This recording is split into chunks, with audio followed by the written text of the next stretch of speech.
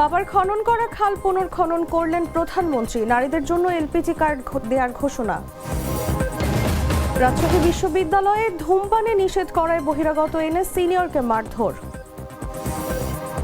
জেলখাটার অনুভূতি জানতে নারায়ণগঞ্জে 6 কিশোর মিলে 11 বছর বয়সী শিশুকে হত্যা। সুন্দরবনে আবারও বনদস্যু আতঙ্ক, সক্রিয় সশস্ত্র দল, পুনর্বাসনের অভাবে পুরনো পথে আত্মসমর্পণকারী জলদস্যুরা। এবং ফরিদপুর চরভদ্রাসনের পদ্মায় জেলেদের বড়শিতে উঠে এলো বিলুপ্ত প্রায় মিঠা পানির কুমির।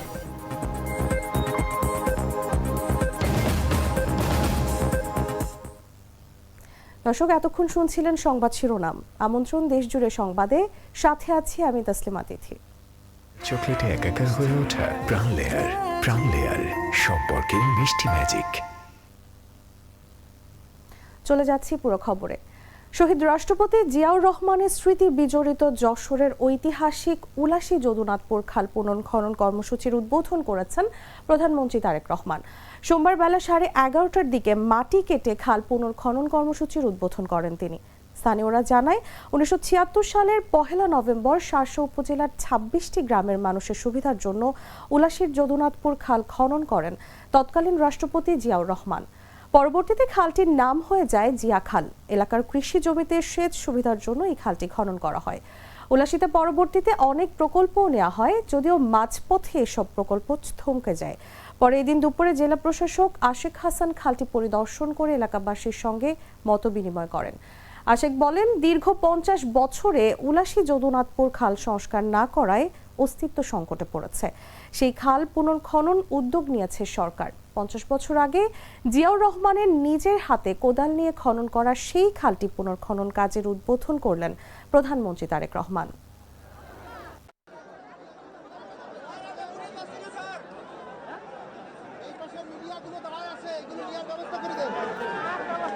এই যে খাল ভরাট হয়ে গিয়েছে, খাল বন্ধ হয়ে গিয়েছে, খাল দখল হয়ে গিয়েছে, তাতে কি সাধারণ মানুষ বা কৃষকদের কোনো উপকার হয়েছে? কোনো উপকার হয়নি। এখন আজকে আমি এই খালটি আবার পুনর্খনন করতে গত প্রায় 50 বছর আগে শহীদ রাষ্ট্রপতি জিয়াউর রহমান খালটিকে খনন করেছিলেন এবং এই খাল খনন করার ফলে আজকে যদি আমরা ইনশাল্লাহ আবার এই 4 কিলোমিটার এই খাল, আমরা এই 4 কিলোমিটার খাল ইনশাল্লাহ পুনর্খনন করব। পুনর্খনন করলে এই খালে এই এলাকার মানুষ পানি পাবে। এদিকে ফ্যামিলি কার্ড ও কৃষি কার্ডের পাশাপাশি এবার নারীদের রান্নার কষ্ট লাঘবে এলপিজি কার্ড দেওয়ার ঘোষণা দিয়েছেন প্রধানমন্ত্রী তারেক রহমান। সোমবার যশোরের শার্শায় ঐতিহাসিক উলসী খাল পুনর্খনন কার্যক্রমের উদ্বোধনী অনুষ্ঠানে তিনি ঘোষণা দেন। তারেক রহমান এই সময় বলেন, দেশের প্রতিটি সাধারণ ও নারী প্রধান পরিবারের হাতে ফ্যামিলি কার্ড পৌঁছে দেওয়ার পাশাপাশি সরকার এবার এলপিজি কার্ড দেওয়ার উদ্যোগ নিয়েছে। এই মা-বোনের একটি ব্যাপারে খুব কষ্ট হয়, রান্না বাড়ির ব্যাপারে কষ্ট হয়, সেটি গ্রামের মা বোনই হোক, সেটি শহরের মা বোনই হোক। আমরা যেরকম সারা দেশের মায়েদের কাছে আমরা যেরকম ফ্যামিলি কার্ড পৌঁছে দিচ্ছি, সেরকম আরেকটি কার্ড দিতে চাই, সেটি হবে এলপিজি কার্ড, এলপিজি গ্যাস। এটি আমরা মা বোনদেরকে পৌঁছে দেবো, যাতে করে মা বোনদেরকে রান্না বান্নার জন্য কষ্ট করতে না হয়।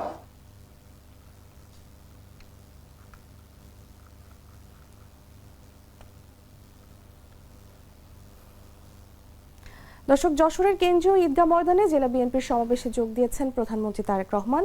সেখানকার সবশেষ পরিস্থিতি জানতে চলে যাচ্ছে আমাদের সহকর্মী জাগো নিউজের যশোর জেলা প্রতিনিধি মিলন রহমানের কাছে।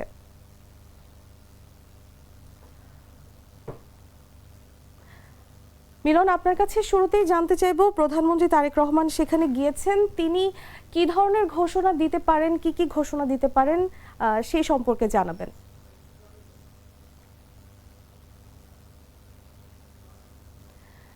মিলন, আপনি ইতোমধ্যেই আছেন সেখানে এবং আমরা জানি প্রধানমন্ত্রী তারেক রহমান যশোরে আছেন এবং তিনি নারীদের রান্নার কষ্ট লাঘবে এলপিজি কার্ড বিতরণ কর্মসূচিতে আছেন। তিনি কি কি ঘোষণা দিতে পারেন এবং সে সম্পর্কে আমাদেরকে জানাবেন।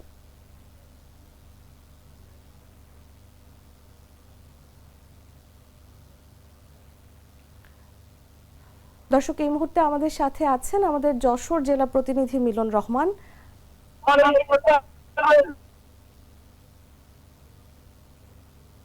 এখন আসেন ভাই।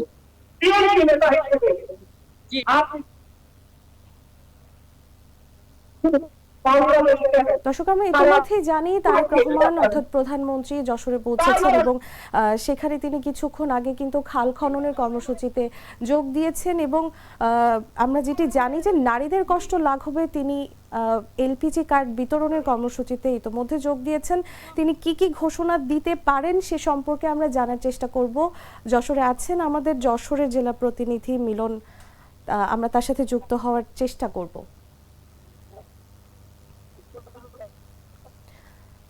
শহীদ রাষ্ট্রপতি জিয়াউর রহমানের স্মৃতি বিজড়িত যশোরের ঐতিহাসিক উলাসী যদুনাথপুর খাল পুনর্খনন কর্মসূচির উদ্বোধন করেছেন প্রধানমন্ত্রী তারেক রহমান। সোমবার বেলা 11:30টার দিকে মাটি কেটে খাল পুনর্খনন কর্মসূচির উদ্বোধন করেন তিনি। স্থানীয়রা জানায় 1976 সালের 1 নভেম্বর শার্শা উপজেলার 26টি গ্রামের মানুষের সুবিধার জন্য উলাসীর যদুনাথপুর খাল খনন করেন তৎকালীন রাষ্ট্রপতি জিয়াউর রহমান। পরবর্তীতে খালটির নাম হয়ে যায় জিয়া খাল। এলাকার কৃষি জমিতে সেচ সুবিধার জন্য এই খালটি খনন করা হয়। উলাসীতে পরবর্তীতে অনেক প্রকল্প নেওয়া হয়, যদিও মাঝপথে এসব প্রকল্প থমকে যায়। পরে এদিন দুপুরে জেলা প্রশাসক আশিক হাসান খালটি পরিদর্শন করে এলাকাবাসীর সঙ্গে মতবিনিময় করেন। তিনি বলেন, দীর্ঘ 50 বছরে উলাসী যদুনাথপুর খাল সংস্কার না করায় অস্তিত্ব সংকটে পড়েছে।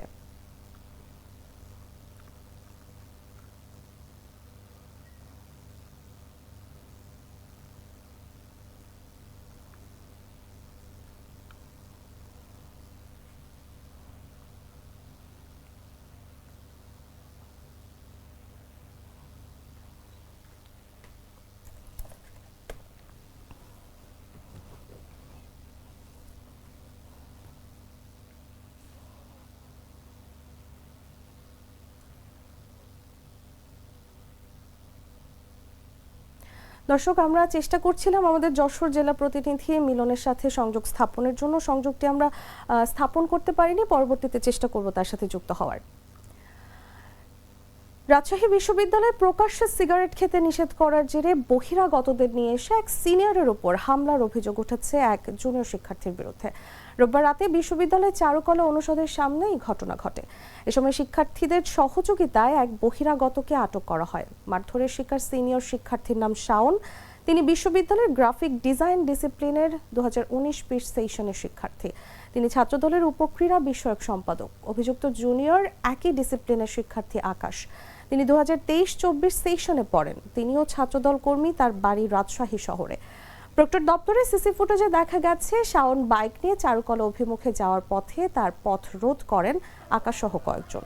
তারপর হঠাৎই তাকে কিল ঘুষি মেরে বাইক থেকে ফেলে দেওয়া হয়। শাওনের অভিযোগ, তিনি প্র্যাকটিস শেষে চলে যাচ্ছিলেন, হঠাৎ পথে তার উপর হামলা হয় এবং মারধরে তার হাতসহ শরীরের বিভিন্ন অঙ্গে আঘাত পেয়েছেন। এ ঘটনায় জড়িতদের বিচার চান তিনি।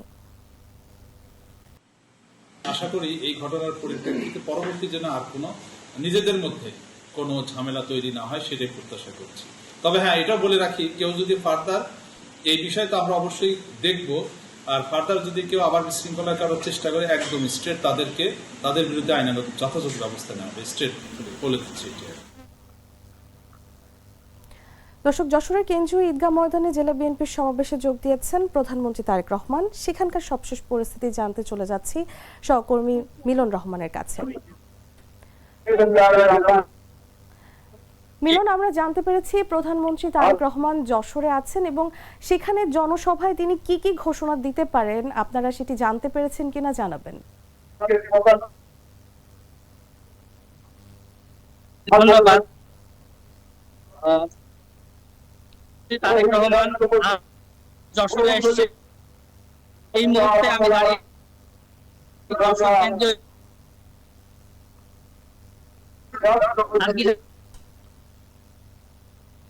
পরেই উঠবেন মাননীয়। আগে তিনি সকাল তিনি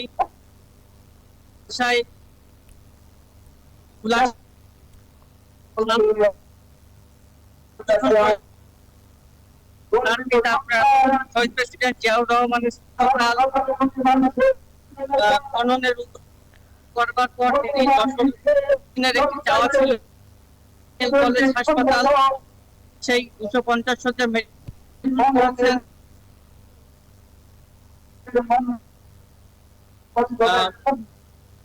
এখন যশোর জেলা ময়দানের মঞ্চ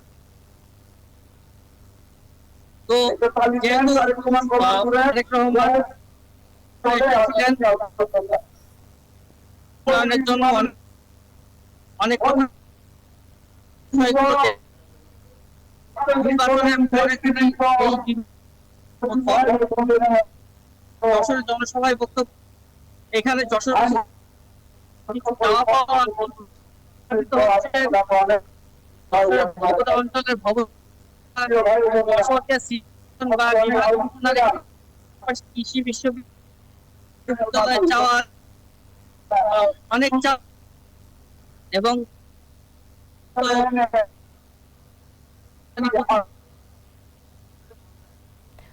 মিলন, ধন্যবাদ আপনাকে। দর্শক, আমাদের সাথে যুক্ত ছিলেন যশোর থেকে যশোরের জেলা প্রতিনিধি মিলন রহমান। চলে যাচ্ছি পরবর্তী সংবাদে। নারায়ণগঞ্জের ফতুল্লায় 11 বছর বয়সী শিশু হোসাইনকে নির্মমভাবে হত্যা করে তারই একদল বন্ধু।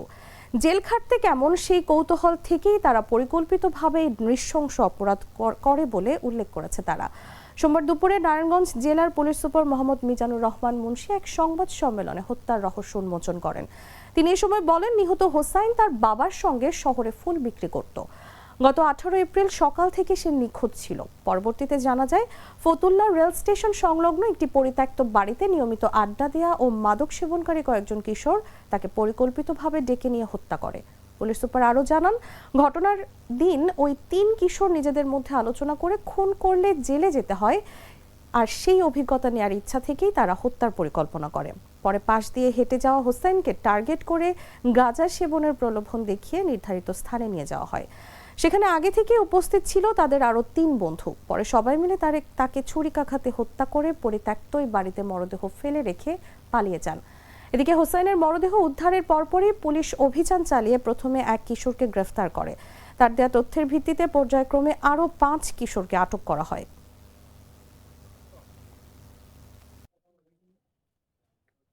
সবাই কিন্তু 18 বছর কম বয়সী ছেলে এবং তারা কোনো পূর্ব শত্রুতা থেকে নয়, শুধু জেল খাটতে কেমন লাগে সেই কৌতূহল থেকে তারা একটা ছেলেকে 11 বছর একটা ছেলেকে নৃশংসভাবে হত্যা করেছে। গত 18 এপ্রিল দুপুর আনুমানিক 11:30টার সময় ফতুল্লা এলাকার তক্কারপাট এলাকায় শিশু হোসাইন নামে এক ছেলে, যে তার বাবার সাথে ফুল বিক্রি করত, তখন 3 জন বখাটের ছেলে তাকে ডেকে নিয়ে যায়। মিঠু মিয়ার এক পরিত্যক্ত বাড়ি আছে পাশে, একতলা বাড়ি, সেই বাড়িতে ওই বখাটে ছেলেরা আড্ডা মারত। তখন সে শিশু হোসাইনকে ডেকে নিয়ে যায়।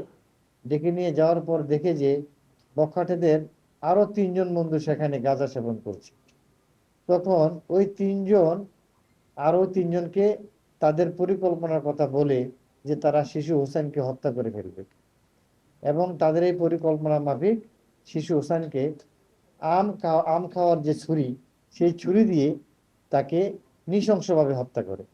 আমরা বরিশাল থেকে আমাদের টিম আছে, এই টিম বরিশাল থেকে 2 জনকে ধরে এবং বাকিদেরকে তাদের কথা মতে অন্যান্য জায়গা থেকে গ্রেফতার করে, এবং তারা সকলেই এই ঘটনার সাথে তাদের সম্পৃক্ততা আছে বলে তারা স্বীকার করে।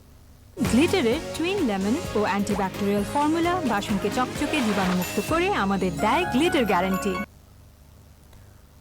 সুন্দরবনকে দস্যুমুক্ত ঘোষণার কয়েক বছর পরে আবারও মাথাচাড়া দিচ্ছে বনদস্যুতা। 32 বাহিনীর আত্মসমর্পণকারীদের বড় অংশ পুনর্বাসন ও কর্মসংস্থানের অভাবে ফিরছে পুরনো পথে। কোস্টগার্ড বলছে, এখনও বনে সক্রিয় একাধিক সশস্ত্র দল। বিশেষজ্ঞদের মতে শুধু অভিযান নয়, টেকসই পুনর্বাসনই পারে এই সংকটের স্থায়ী সমাধান। প্রতিনিধির পাঠানো তথ্যচিত্র বিস্তারিত জাগো ডেস্ক রিপোর্টে।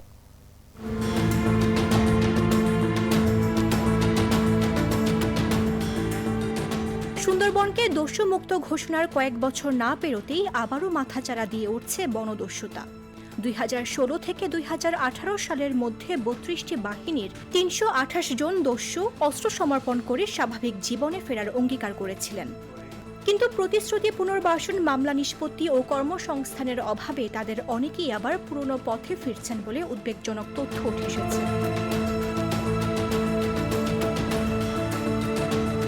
আত্মসমর্পণকারীদের অভিযোগ, ৩ মাসে মামলা নিষ্পত্তির আশ্বাস দেওয়া হলেও বছরের পর বছর আদালতে হাজিরা দিতে গিয়ে তারা নিঃস্ব হয়ে পড়েছেন।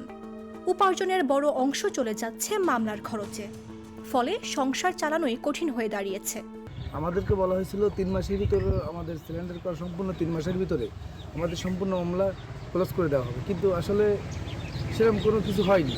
আর বলা হয়েছিল যে সম্পূর্ণ সরকারি অর্থায়নে বিষয়টা দেখবে, কিন্তু না, এটা সম্পূর্ণ আমাদের ব্যক্তিগত অর্থায়নে দেখতে হয়েছে। আর সরকার যে আমাদেরকে একটা প্রস্তুতি দিছিল যে আমরা স্বাভাবিক জীবনে আসার পরে আমাদের যদি একটা সমস্যা হয়, যদি আমরা কোনো প্রশাসনের কাছে যাই, আমরা অগ্রাধিকার পাবো, কিন্তু আসলে এরকম কিছু না। সাবেক দস্যুরা বলেন, মামলার খরচ, চিকিৎসা আর সংসারের চাপ সামলাতে জমি বিক্রি করতে হচ্ছে তাদের। তাই অনেকে বাধ্য হয়েই আবার সুন্দরবনে ফিরে যাচ্ছেন। তাদের দাবি, পুনর্বাসনের নামে এককালীন সহায়তা দেওয়া হলেও টেকসই জীবিকার ব্যবস্থা হয়নি। আমরা দীর্ঘদিন জলদস্যুর সাথে কাজকাম করতে, দলের সাথে করেছি, নিজের একটা দল ছিল, আমরা তাও করেছি। জুলিকার বাহিনী ছিল, মোর্তজা বাহিনী ছিল, যেসব বাহিনী এদের সবার আমি একসময় বস ছিলাম। এখন যারা সুন্দরবনে যারা অবস্থান করতেছে, আসলে এদেরকে হয়তো আমার থেকে হয়তো তাদের বেশি মামলা চাপ থাকতে পারে। আসলে কিভাবে মনে করেন, আমি দৈনিক 500 টাকা ইনকাম করে আমি তো লেখাপড়া জানি, লেখাপড়া জানলে তো সুন্দরবনে যাইতাম না। অন্যদিকে কোস্টগার্ড জানায়, গত 1.5 বছরে বিভিন্ন অভিযানে নতুন ও পুরনো বাহিনীর 61 সদস্যকে আটক করা হয়েছে। বর্তমানে বনের গভীরে 8 থেকে 10টি দলে প্রায় শতাধিক দস্যু সক্রিয় থাকতে পারে বলে বিভিন্ন সূত্রে জানা গেছে। অভিযান চালিয়ে বিপুল পরিমাণ অস্ত্র ও গোলাবারুদও উদ্ধার করা হয়েছে।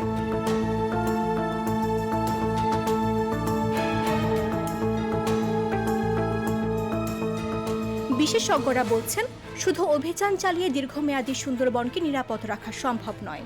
আত্মসমর্পণকারীদের জন্য বাস্তবসম্মত পুনর্বাসন, মামলা দ্রুত নিষ্পত্তি এবং বিকল্প কর্মসংস্থান নিশ্চিত না হলে দস্যুতা ফের বাড়তে পারে। আমার বলে, কাকা আপনি থাকেন, যদি কোনো সমস্যা হয় কিন্তু কি আমার জানায়। তা আমি ওনাদের বলি যে আমার কোনো সমস্যা একমাত্র খালি পেটে ক্ষুধার, আর কোনো আমার সমস্যা নেই, আর চলতে পারি না। 317 জন মানুষ উনি সিলিন্ডার করায়। সিলিন্ডার করার পর থেকে আমাকে দীর্ঘদিন প্রতি বছর ঈদ কুরবানি সীমায় চিনি দেয়, প্রতি বছর রোজার সময় কিছু দেয়, ঈদের সময় কিছু দেয়, শীত বস্ত্র দেয়। উনি আমাদের খবর টবর নিত। তারপরে দীর্ঘদিন খবর টবর না নিয়ে যাওয়ার পরে আমাদের লোকজন, যে দলে এক একজন লোক আছে, এক দলে 20 জন আছে, 16 জন, 17 জন আছে, এই মানুষ আস্তে আস্তে সরাতে শুরু করলো। সুন্দরবন শুধু বন নয়, উপকূলের লাখো মানুষের জীবন জীবিকার ভরসা। তাই দস্যু দমনের পাশাপাশি পুনর্বাসনের ব্যর্থতা কাটানো এখন সময়ের দাবি। নিউজ ডেস্ক, জাগো news. Mr. Noodle, amazing taste.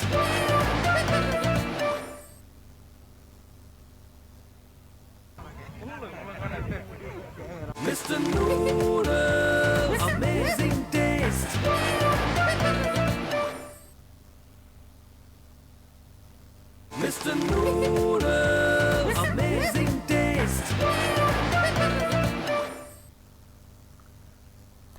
ফরিদপুরের চরভদ্রাসনের পদ্মা নদীতে মাছ ধরার বড়শিতে বিলুপ্তপ্রায় মিঠা পানির একটি কুমির ধরা পড়েছে। সোমবার সকালে উপজেলা সদর ইউনিয়নের কাজীবাড়ির ঘাট এলাকায় কুমিরটি ধরা পড়ে। বিরল এই কুমিরটির খবর ছড়িয়ে পড়লে এলাকায় ব্যাপক চাঞ্চল্যের সৃষ্টি হয়। স্থানীয়রা জানায়, রোববার রাতে মাছ ধরার জন্য পদ্মায় হাজারি বড়শি ফেলেন সাগর ব্যাপারী, স্বপন ব্যাপারী, বিল্লাল খান ও শেখ ইলিয়াস নামের 4 জেলে। সোমবার সকালে তারা বড়শি তুলতে গিয়ে দেখেন বড় কোনো মাছের বদলে 5 ফুটের বেশি লম্বা একটি কুমির আটকা পড়েছে। পরে জেলেরা কৌশলে কুমিরটিকে ডাঙায় নিয়ে আসেন এবং প্রশাসনকে খবর দেন। বর্তমানে কুমিরটি নদীর পাড়ে নিরাপদে বেঁধে রাখা হয়েছে। ফরিদপুরের সহকারী বন সংরক্ষক তাওহিদ হোসেন জাগো নিউজকে বলেন, কুমিরটি লম্বায় প্রায় 5.5 ফুট হবে। এটা মিঠা পানির একটি কুমির।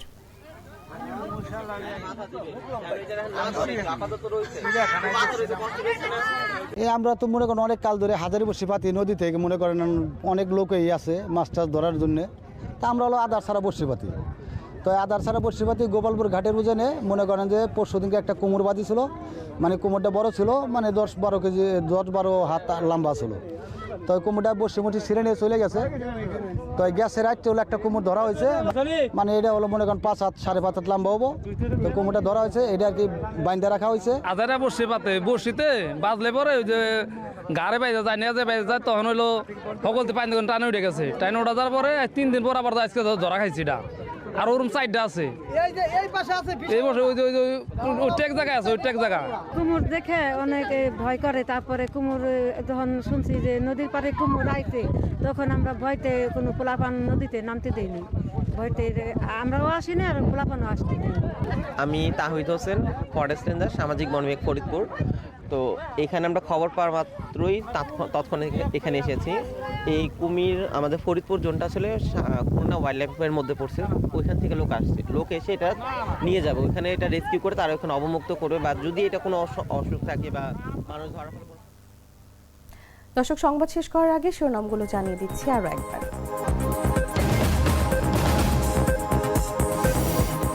বাবার খনন করা খাল পুনর্খনন করলেন প্রধানমন্ত্রী। নারীদের জন্য এলপিজি কার্ড দেওয়ার ঘোষণা। রাজশাহী বিশ্ববিদ্যালয়ে ধূমপানে নিষেধ করায় বহিরাগত এনে সিনিয়রকে মারধর। জেল খাটার অনুভূতি জানতে নারায়ণগঞ্জে 6 কিশোর মিলে 11 বছর বয়সী শিশুকে হত্যা। সুন্দরবনে আবারও বনদস্যু আতঙ্ক, সক্রিয় সশস্ত্র দল, পুনর্বাসনের অভাবে পুরনো পথে আত্মসমর্পণকারী দস্যুরা।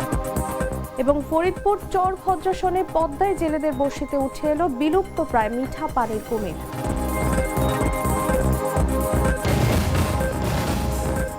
দর্শক, এই ছিল দেশজুড়ে সংবাদে। প্রতি মুহূর্তের সর্বশেষ খবর জানতে ভিজিট করুন jagonews24.com। ফলো করুন আমাদের ভেরিফাইড ফেসবুক পেজ এবং সাবস্ক্রাইব করুন জাগো নিউজের ইউটিউব চ্যানেল। ধন্যবাদ সবাইকে।